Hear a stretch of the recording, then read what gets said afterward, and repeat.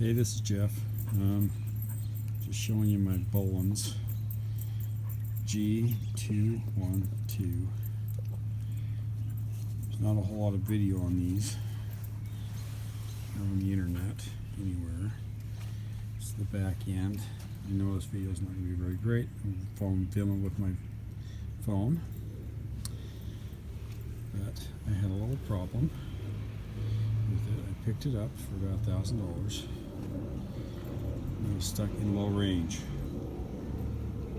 Looked online, nobody had any videos or anything or any comments on this, but there's not very many videos, so I'm going to do a little one here. This is inside the transmission. Okay, this is your high-low selector over here, low range and high range. This is your PTO selector. Okay, 10mm bolts and some 14mm bolts to take all this off. When I got into it,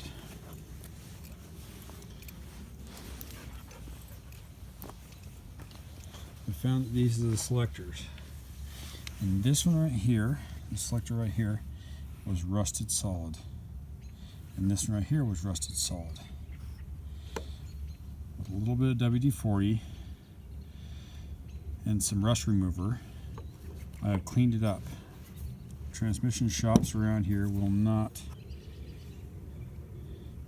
help me to try and replace this bar. It's pitted pretty bad, but it's moving freely right now, so I'm going to go work with it right now. These forks, these shifters, is the reason I've drained the hydraulic fluid a little bit, so they can fit into these grooves. Groove there, groove here, and one groove down there. Okay. You have to remove this hose from right here, and it comes up to here, and I loosened it from the hydraulic pump. Took this top off the hydraulic pump here, so I can maneuver it enough to get that piece by.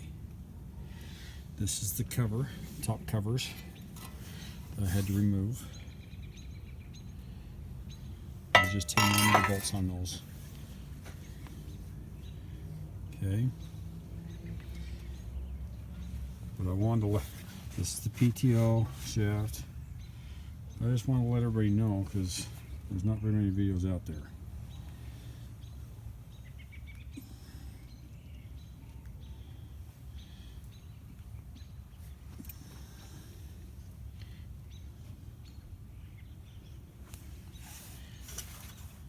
I have the glow plugs down over in here. This is the glow plugs in here.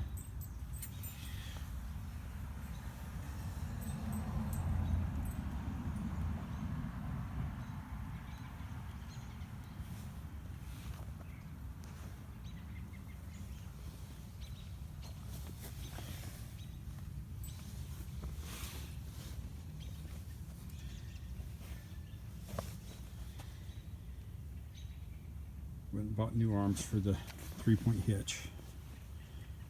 Apparently they were stolen. I know it's kind of ugly, but it'll work for what I need it for.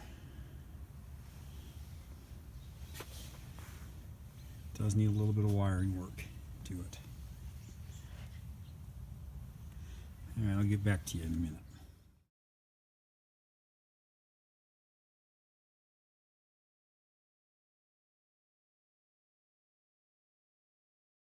Okay, I'm back. Finally got the cover on.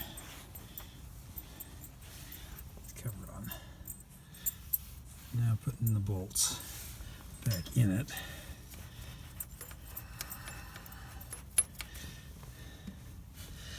I've laid them out where they went in case they were different sizes. I did break one right there. I was taking it apart because it was pretty tight. But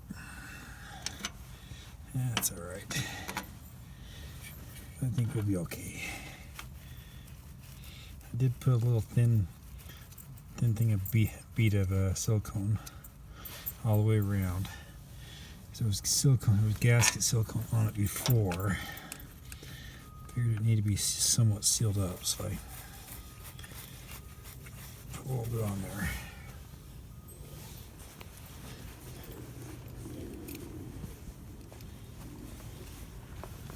So now I'm going through and putting all these back together here.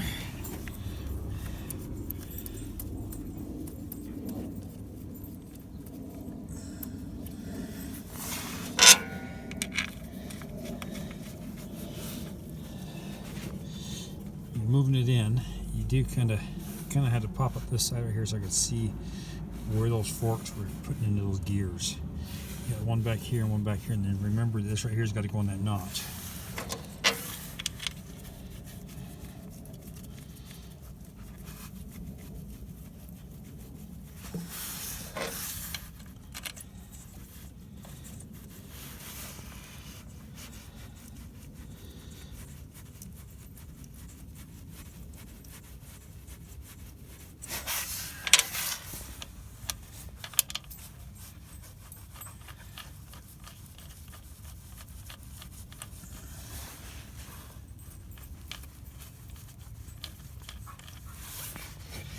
That one there not going in.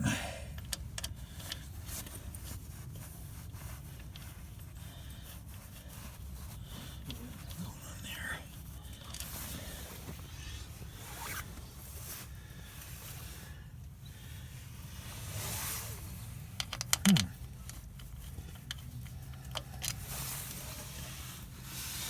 That's kind of interesting. What we got going on there?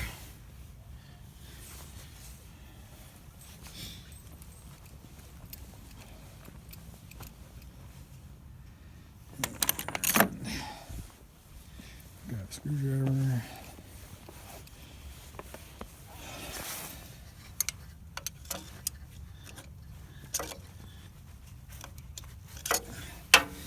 Do not know why that's not going in there.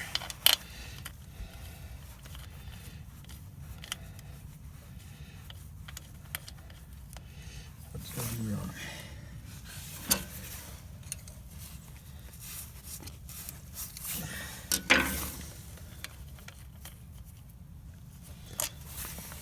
Alrighty, alright, we're back again. Cut it all back together. Started it up, drove it around. All the gears work. Stuff. It took me about maybe about an hour and a half to put it back together. Do a test drive and stuff. Boy, this thing is hideous.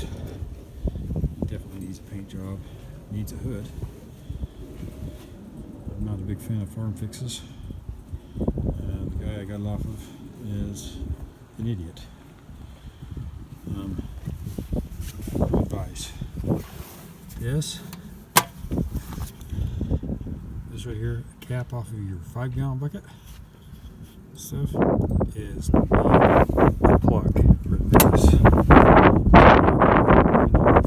I've got to go back, go down and try and find a plug to fit in there to try and keep the moisture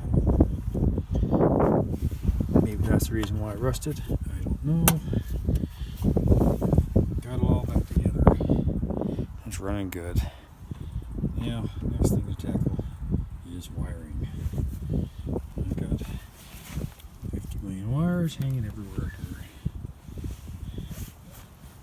Wires in the back. But the first thing I'm going to order, besides trying to find a hood, an actual thing for it, is the key switch. This is the key switch. And it's a jumble of everything. Because a farm fix, yeah, let's just run wires together. That doesn't work. Doesn't work for me. Alrighty, well, thanks for watching. Bye.